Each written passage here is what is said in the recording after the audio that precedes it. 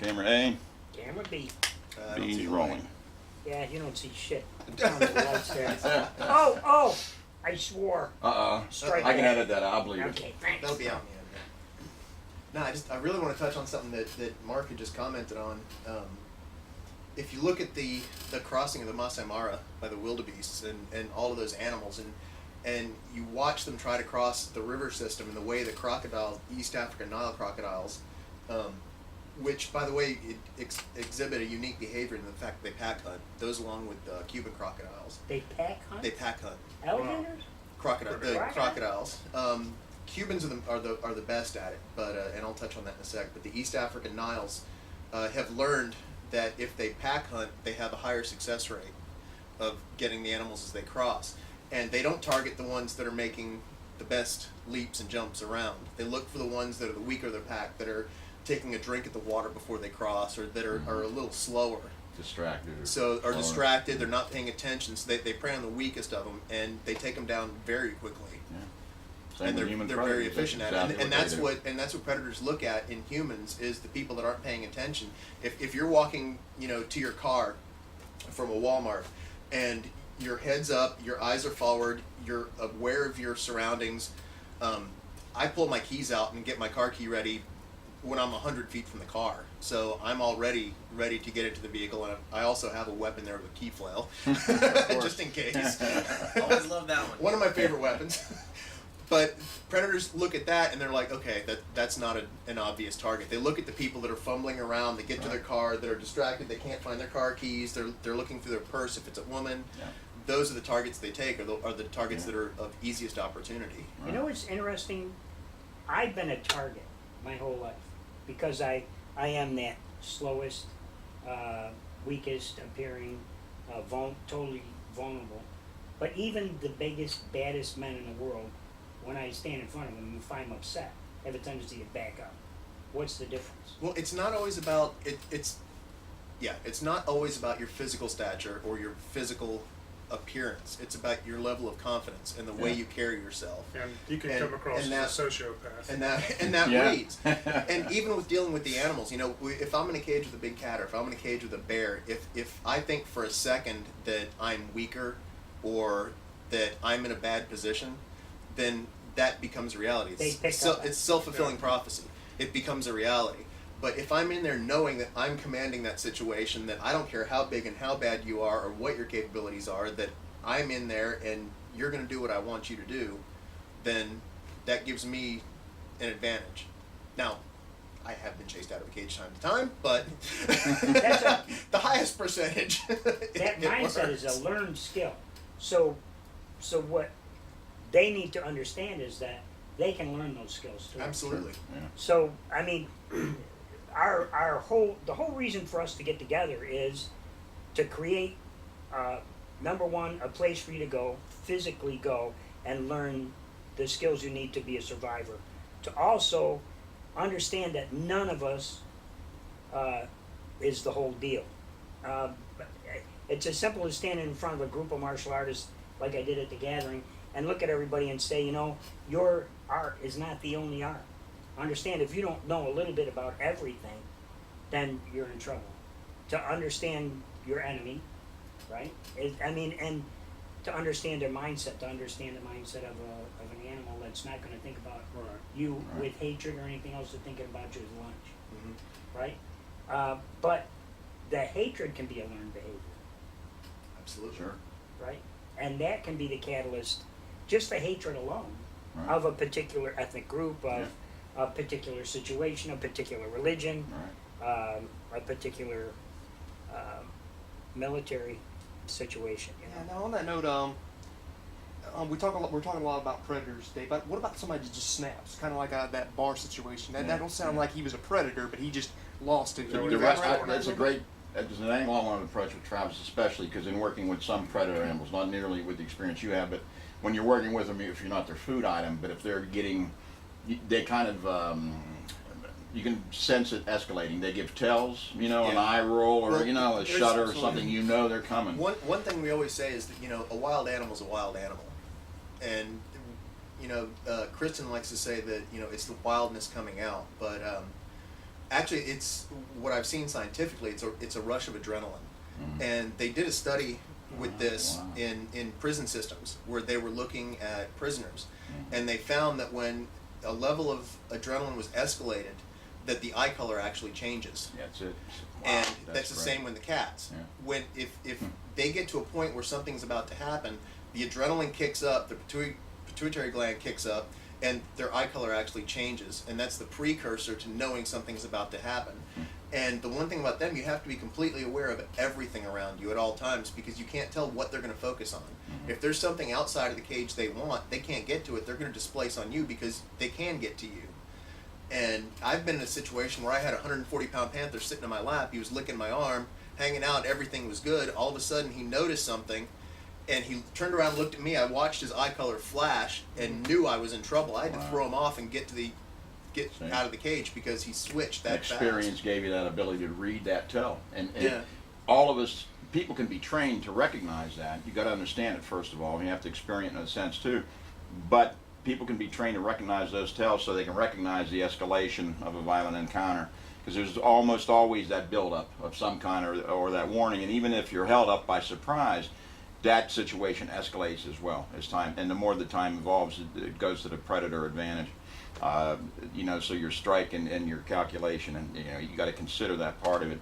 It's better to strike before the compliance state, because after that, then you're expendable and if somebody's going to shoot you point blank, and he knows, okay, thanks for your wallet, and if he starts hurting, he's going to pull that trigger. There's those tells, but people can be trained to recognize those things. So, God forbid, in a real encounter, you can apply that training, and it's the knowledge of it and the experience of it that it gives us that ability to control that moment of fear and make that fear work. Well, and one thing is, a true predator is not going to give you that opportunity. If they're an actual, honest-to-God, true predator, when they walk up and put a gun in your face, they're pulling the trigger right off. They're not going to ask you for your wallet. They're going to take it from you after you're dead. Predatory intent, but not necessarily a predator individual. Right. Again, a want or a need instead of feed. Yeah. And what they've shown in a lot of statistics is a person that draws a firearm or a handgun on you is more intent on intimidation than on action. Whereas if they pull a knife on you, they're more intent on action than they are on intimidation. Yeah. One more time, do that slow. Yeah. Because that's what we don't do too. We have a conversation, we talk, but we don't emphasize. Got to say it 2 or 3 times to really make them get it. Go ahead. If a person pulls a handgun, they're more intent on intimidation than action. If they pull a knife, they're more intent on action than intimidation. So knife's more intimate. More intimate, more up close So to and use it personal. as a weapon, you have to have that commitment to stick it. That's something that I try to teach people in the firearms training. When you look at the situation legally, it's not legal to use the threat of deadly force for an individual in the United States of America. It's not legal to use the threat of deadly force unless it's illegal to actually use that deadly force. So that takes us back to the old samurai adage, if you draw the sword, you're going to draw blood. I teach all my students, do not draw a weapon of any kind unless you've already made the decision. There's absolutely nothing else to do to get yourself out of the situation without injury or death except to use that weapon. You deploy that knife, you deploy that gun, you use it on your opponent immediately. You don't try to use it to gain leverage, because the common criminal, the predator on the street's been shot before, he's been stabbed before, and he's not going to react like a rational human being that values life does when a weapon is pulled on him. It's more likely to incite anger and contempt than it is to make them back down. As many Good times point. as I've been in a bad situation when I repossessed automobiles, or when I run the police impound yard, or when I do anything that has to do with stupid people doing stupid stuff because of some outside influence, drugs or whatever, as many times as I've been threatened with, even with a weapon, I've never drawn my weapon because I really didn't feel like it was at that point. Now, not that I haven't wanted to, but I knew there was another way out. The day that I don't will be the day that we fill the body bag and they go home. But it's that too. I mean, we have to understand, you're not only going to learn from us violence upon violence. You're going to learn how to understand the presets or the tips or the tells to violence, but you're going to understand the reaction to the violence, but you're also going to learn the communication skills from You have myself. to learn what you need to project. Like I have to, when we said a few minutes ago, you come across as a sociopath. What I meant by that statement was that when you get in that frame of mind that you got to defend yourself, the way you come across is, look, I can't run. You're probably faster than me. You're more mobile than me. And you look the person in the eye with that idea. I have nothing to lose. I'm going to kill you. I have no choice. And And I've people said pick that. up on that. Yeah. Some people are going to respond to that cold indifference. It's nothing personal, but you're very much in my way, so you got to die. Yeah. And some people respond to just coming across as a rabid animal that's going to fight ferociously. And again, the samurai, they had a word for a lot of these abstract concepts that we're talking about. They referred to harage, which literally translates as belly talk or a gut feeling. The idea to be able to read someone, to profile someone, and in modern terminology, to profile that person and see where they're coming from, what their intent is, and what type of situation they're most likely to respond to. If they're going to respond to an overt rage or violence, or if they're going to respond to a cold indifference that you just don't care, and you got to be able to read the situation and react accordingly. It's not wanting to die, it's being okay to die. How do you feel on a citizen confronted with a violent predator with pointing a weapon at him and not knowing what the intent of the predator? I mean, the fact that he's pointing a weapon at you, to me, always warrants a life and death response, because you can't ever anticipate what these people are going to do, and you really don't have time for a second chance. And I was just curious how that kind of fits in, how that application to a person confronted with a life and death, appearing life and death situation. Is there room for judgment there, or is it something you just have to go with because, if you make the wrong choice, it could be fatal? Is it that There- belly talk well, thing? There really shouldn't be a hesitation, because not only do you have a person in front of you holding a weapon on you, what if there's people around you? Yeah. Exactly. What It's not just your life. what if you die? Now he has the opportunity to take Right. more lives, or what's he willing to do? Are you with a loved one? Is it you and your wife? What if this guy takes you out? Are you going to let him rape and murder your wife? So there should be no hesitation. Yeah, Or that's if someone's pretty gotten, much where I come from. yeah, with if that. someone's gotten to the point where they've pulled a weapon Yeah, on it's you, their choice. that decision's already made. They made the wrong That's choice. their karma. Yeah. Yeah. Well, legally and morally, I think anyway, when someone presents a deadly weapon in the eyes of the law, in the legal phraseology, anytime there's a disparity of force, which is to say, any reasonable and prudent person in that situation feels that they face death or grievous bodily harm from the weapon that person's holding, and that could be an ice pick, or a pencil they're about to stick in your eye, a .45 or a blade. In that situation, you're in the threat of being killed or injured. The court is going to see it that way. Morally, you have to look at it that way. And as we said, it's not just you. If you have the capability of taking out that person who's shown the intent and the willingness to harm you or kill you, if you don't take them out, the other person in the room may not be able to defend themselves. Right. So you owe it to yourself and to society. If you let him go, if you're able even to back down and go away, he may go around the corner and mug and kill somebody else.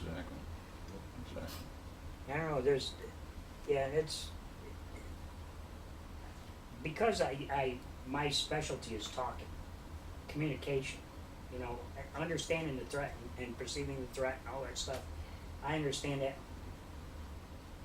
I've just been in so many situations where I've been able to get out of it another way, with a Well, little. I mean, Jeremiah, more than anybody else in this room, I imagine, you've been in a Real situation conflict, where, right? you're faced with a situation, this person really, really wants to kill me, and I may have to kill him. And that's something, unless you're in a war, that's not something we can practice in class. That's not something we can give a seminar and teach people of facing life or death situations where it's kill or be killed. And I introduced a whole different set of dynamics. I mean, over here you got self-defense. I had to follow rules of engagement. So if I made the wrong call, which is not my life or my buddy's life, but I'd be breaking big rocks into small rocks, and I never wanted to do that. So I'm a spiritual guy. I prayed a lot over there. When I had to make these calls, I'm like, Lord, let it be right. And that's how I focused to it. Plus, with Mark was touching on the gut feeling, it does exist. And I'm with Stoney, I felt it, and I'm like, nope. I would just feel it. It'd be in my gut, like, nope, they don't need to die just yet. Let me scream a little bit louder, and they stopped. But if not, they were going to die. But they know. But like you said, I think everybody in this room looks for the other way.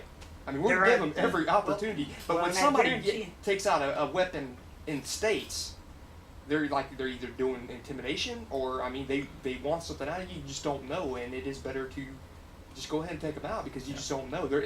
Over there is different because you had a farmer. I mean, I only had a few guns waved in my face, but my buddy's got my back on that. So I mean, it's just over there you kind of use your gut feeling, and over here you kind of can too. But when somebody brings out a knife, ice pick, pencil, over here they're usually trying to do you ill will. There just ain't no ifs, ands, or buts about it. Over there it's a little different. I was a foreign invader. I can even understand their shoes. I was an invader. I mean, Yeah, there yeah. was no whether I'm there to provide. We were there to provide freedom, which we did, but we were still invaders. We were still foreigners in their home. in their homeland, kicking doors into their house. At 4 o'clock in the morning. I wouldn't have been as good as they were, to be perfectly honest with you. I really would. I mean, you come knocking to my door. You're from China. I'm probably gonna shoot you, or I'm gonna have claymores lined up. Or You're living next door to me, there better not be any problem with you shooting. It is interesting because when you sit here collectively and we all come from different places. We all come from different parts of the country. We all come from different backgrounds. Our parents raised us different.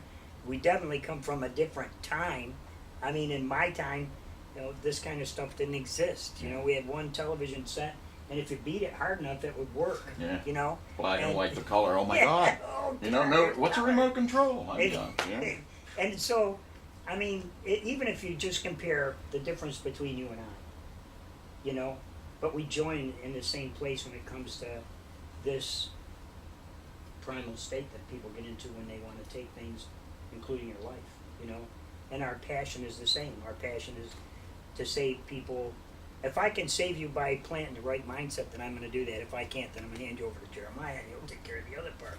But it's that, and in between there's Jeff, and there's the rest of us that are trying to. Nate, that's trying to teach you how to understand what is a knife, how does it work. This is the pointy end; it goes in the bad guy, and Mark's intellect and his point of view comes from not only the warrior aspect, but the knowledge that he's gotten from all these books. The friggin' room is full of books, and he's read them all. Don't ask him because he'll tell you. And then, well, I didn't read them once. I read them 2 or 3 times, and I hate it when he shows off. Then I gotta but at the same time, you're thinking to yourself, my God, I'm surrounded by all these people and all this experience. And for me, the passion was when we sat in the room the other day, and I said, let's all get together on Sunday and talk about this. And then Travis says, bring the camera, bring the camera, bring the camera. Because it should be documented, And for what some people might say, it's just a bunch of guys talking about stuff, come and join us, Come and join a real program with people that are saving lives and want to save lives, and people that are standing up for people, I didn't get really upset, and I'd been pissed off, but I've never been really pissed off until I found out that Stacy got shot. Yeah. And that really pissed me off. But it pissed me off more about my government, the rules that she has to live by as a police officer, my community, matrix because is they incredible. don't have the money to send 2 officers, they send 1. Yeah. That's a bunch of crap. And it's just gotten to a point where I have to make a decision. I'm either going to stand up and make a difference, really make a difference, or I'm just going to sit in my hole like most of the people in the world. Well, I can't do that right now. Little House on the Prairie's on. Well, people are dying. Well, you people are watching Little House on the Prairie. You're watching Jersey Shore, Housewives, all the Housewives and reality stuff like shows. that. Not that we don't want you to do that. Entertain yourself, but be responsible for yourself. We want to be here to give you that knowledge. We're trying to get your priorities rearranged. Everybody has car insurance, health insurance, life insurance, in case something bad happens. But how many people in this country and worldwide bother to invest any time or any money or any effort at all in learning how to protect themselves and their families? The easy answer, buy a gun. Well, most people buy them, don't know how to use them, don't bother training them, don't realize that they're never going to give you a chance to get to your weapon or your mace or whatever it is you're depending on. So you train your body and your brain first, you're armed 24/7, and then you have that awareness going in there too, and that's how you avoid it. And it's so frustrating because we try to educate. I mean, we give seminars, we give free seminars and show people they can do it, and they still don't do anything about it. It won't happen to me. And That's the Right. one battle cry of the sheep that makes me nauseous and pisses me off too. And 'cause you're trying to wake them up. The Well, it won't hard-headedness. happen to me. And well, then it if does, you and they accept cry what we're about it. talking about, you have to change your way of thinking and That's change right. your life. That's the challenge. People don't want to do that. Or even That's the challenge. the police officers that'll say, "Well, I'll just shoot them." Yeah. Don't get me They will started. never get You're never going to get that weapon out of the holster. Yeah. they will never get stabbed. You know, etc. Oh, this move will not work. I'll just pull out my gun. Uh-huh. That same mentality. Yeah. You're Now on right. that note, Nate, there's a lot of you officers I'm sure that actually do go above and beyond your For sure. substandard Oh, training. We're and you glad know that it. you said that All because day. you're I'm sorry, I saving had the to rest say of it. the And Okay. my Well, no, it's all military good. was It's all not good. up to par. It wasn't the best. It was, here you go, this is how you punch somebody, this is how you bayonet somebody. But it wasn't very good. You have to take it, especially in those types of jobs, military, law enforcement. We implore you more than anybody because you know you ain't got it. No, Yeah, I've, the I've worked saving with a lot grace- of. Oh, sorry. I'm sorry. Go ahead, Mark. The saving grace of law enforcement and military is most of the time they're not going up against someone that's better trained than they are. Everybody here knows our friend Brian. He did his thesis on the use of force and on law enforcement defensive tactics, and that was the conclusion he came to, that most of the time the martial artist, the professional warrior, is not going to be the guy robbing the Circle K that the cop is dealing with. It's going to be some punk kid with no training and a lot of attitude, and yeah, the cop can just pull out his gun and shoot him. But when you come up against somebody that has training, and with the rise of terrorism, we're going to start seeing more and more people that have training. They're going to give substantially more resistance to law enforcement All day. and the It's military. happening. Yeah. And they're going to have to gear up to train for this new type of threat Yeah. because of the The game's gangs, changing. that's what they're feeding on. The gangs.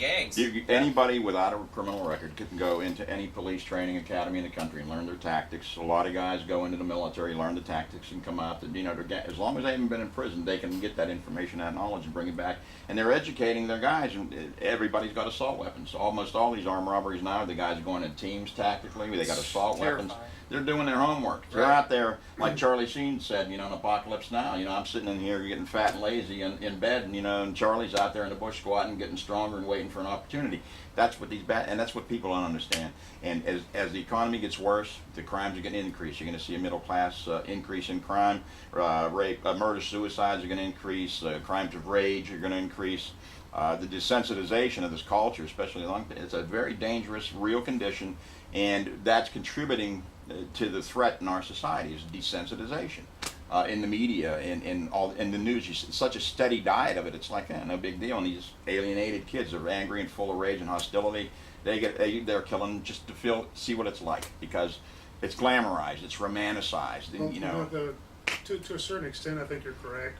I mean, let's look back at the Iliad and the Odyssey. Look at the entertainment of several thousand years ago and the level of violence that's presented in that. The human race has always loved violent sure. entertainment. Right. There was a female psychologist back 10 or 15 years ago that wrote a book on sexual pharmacology in which she discussed the physiological differences between men and women. And she said that she was one of these mothers that was adamant that her children were not going to have war toys. She gave them Barbie dolls. And then she came in one day and she saw one of her kids holding a Barbie doll like a knife, Oh, stabbing boy. his brother with it. Wow. And she came to the conclusion that it's hardwired into our physiology. So I think we're, as human beings, and especially as men, we're drawn to violent entertainment. And I think in human history that's always been there. But the thing that's changed is the breakdown of the family unit, Sure. and that although we've Contribute to always it. had the violent entertainment, we always had a morality behind it. You had the Exactly. guys with the white hats that may blow your brains That's right. out, but they did it for truth, justice, and the American way. Yeah. And they only did it when they were back up against the wall and there was no other choice. Well, and But who now pays we it? Yeah. don't have the morality that's being taught that goes along with the Right. violent entertainment. So now you have the kids who've taken down the Ten Commandments, which says thou shalt not commit murder, and you give them the first-person shooter video game, Exactly. and they've never been told that murdering is morally wrong. Right. So sure, pick up a gun and murder somebody. It's fine. And that is an I gotta important kick difference. in. I got to kick in there, Mark. Being in the military with the tactics on all these new first-person shooters, they're getting more and more accurate with the Absolutely. tactics and with the realism. I mean, I don't play them because I can't. I do not want to play them. Gives you I want them. flashbacks. It gives me flashbacks. I don't like seeing it. I was doing that. I don't need to see it in a video game. They're getting so real. In fact, we even had some in the military, video games before the new ones came out that looked exactly like what the kids are playing now. So they're getting all and it's exactly what Mark said. All the desensitization Yeah. with none of the controls. No more, no morality, no nothing. No, they're just gonna go kill. God out of school, got the omnipotent observer that can judge what you do with nobody else seeing it. Kids are fearless today. The parents punish them. HRS gets them and punishes them. You know, these kids have a freedom now and the option of making these choices, and that No generally. accountability anyway. No Yeah. spankings in a school anymore Yeah, like no. back in the day. Well, and it's like what we were talking about outside. These kids that are playing these first person shooter games, you know, they've proven that in instances where teenagers have committed violent crimes and used firearms, their accuracy rate is Absolutely. higher than Right. law Teaching enforcement hand-eye personnel. coordination Yeah. skills. Yeah, their hand-eye They get more coordination. practice. Yeah, they get more practice. Exactly. Law enforcement, and over and over and over and over and over. I mean, you can look at them, and they don't practice. They don't. They count on. I have my badge, my gun, and I have a radio. I can take care of anything, and that mentality has gotten to a point where they've gotten, and it's the donut joke goes on, okay, but it really is. It's gotten to a point where even when you take someone like this young lady that was shot, this student of mine. And immediately I go to another female student of mine and I say, you need to train more. And she says to me, I don't need to train more. I have all the skills I need. I have backup. Yeah. And what we say it over and over and over when seconds count, cops are minutes away. And Right. God bless them all. They do a great job when they aren't eating a donut or doing whatever else they're doing. And that's all well and good. But at the same time, the whole world, everybody out here has gotten to a point where we depend on somebody else for everything. Right. You know, you can't depend on anybody else. I live by myself. When I fall down on the floor and my legs don't work, there's me that I can count on. I can call on the phone, but you know what? I'm not going to get into my house unless they break the door down. And then I read in the Canadian press of a 3-year-old kid that got kidnapped from his home, taken out of his home. How the hell is he going to get taken out of his home if all the doors locked with a key from the inside and everything is alarmed? You'd rather go spend money on a big screen TV than spend money on an alarm system to protect your kids. I mean, you're responsible for half of the crap that's going on out here because you won't stand up and take care of yourselves. You won't take responsibility. The bad guy took my kid. No. The bad guy took your kid because you allowed it to happen because you didn't protect yourself in your home. That's the bottom line. When I get a drunk that comes in and he sits in a chair and he says, why are you charging me all this money? Why are you doing all this stuff to me? I look him square in the face and I say, you know what?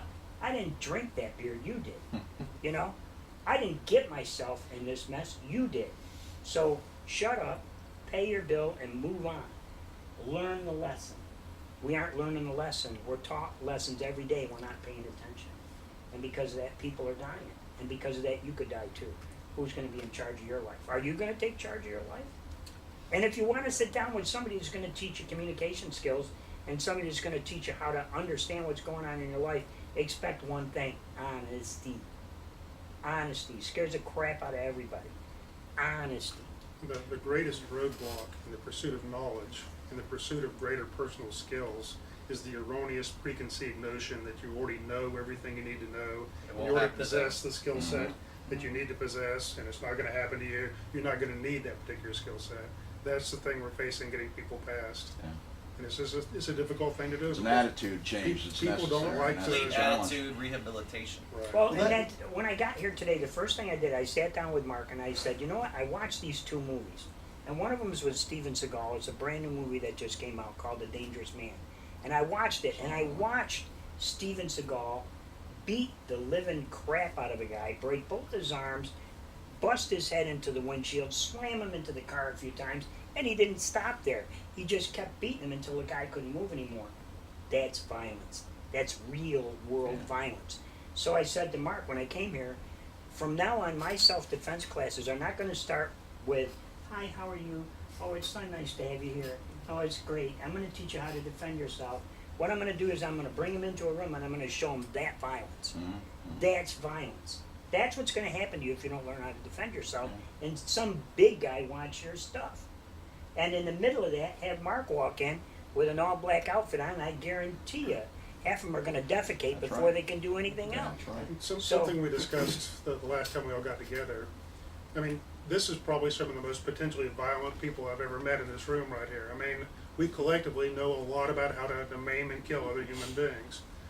But having said that, you're some of the most peaceful people I've ever met.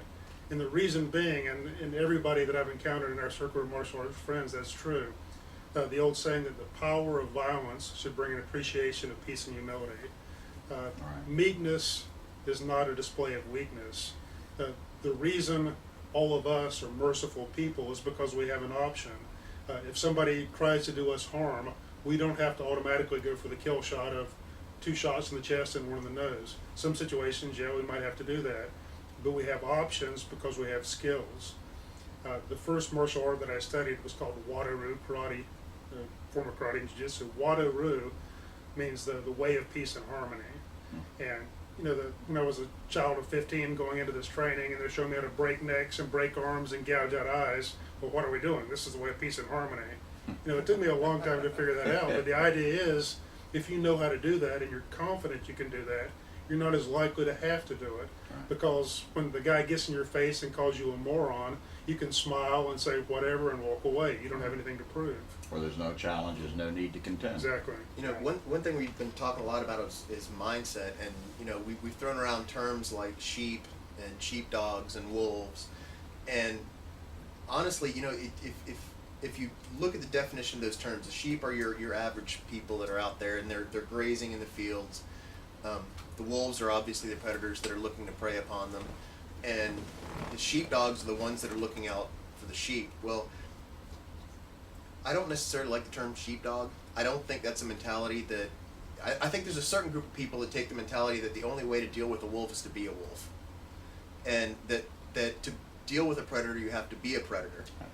And in a lot of circumstances, when I've dealt with, you know, predatory animals like the cats and the bears, the reason they respect you is because they consider you a bigger predator. Right. And it's the only thing they respect. Well, and that's, If they look at you as prey, you're instantly beneath them and they are going to take advantage. But if you can present yourself in a way that you appear to be the bigger predator, you have that confidence to be the bigger predator. And that comes with training. That's Right. the thing. And it's when you have that training, that confidence from that's real confidence. There's that false confidence a lot of black belts carry because they think they can handle Right. the situation Big difference. Huge. as compared to really being able to. So you got to believe that you're as good as you think you are.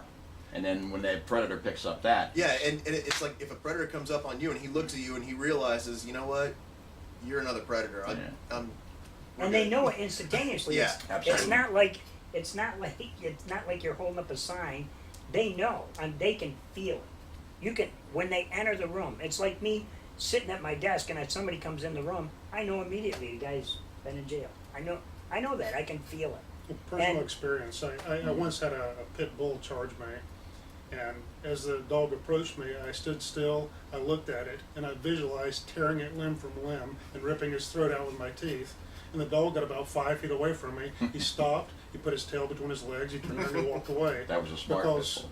you know, you can say Right. well, they've got some sixth sense, but physiologically, when I started projecting that, my body started pumping testosterone and other hormones and such as that, and that dog smelled that aggression, and he backed down because he realized I was about to kill him. And Fascinating. human predators may not be quite as adept to doing that as animals are, but I think to a very real degree they can. Well, even with the big cats, if you, we'll have like, for an example, we'll have one of our tigers out, and if he doesn't want to go back into his cage, we'll always throw in what we call tiger bait. We'll tell someone to go over, get on the other side of the cage, That's you, Jeremiah, because I'm not doing that. kneel down, Sounds turn like your back fun to old him, bug. make yourself small, and turn your back to him.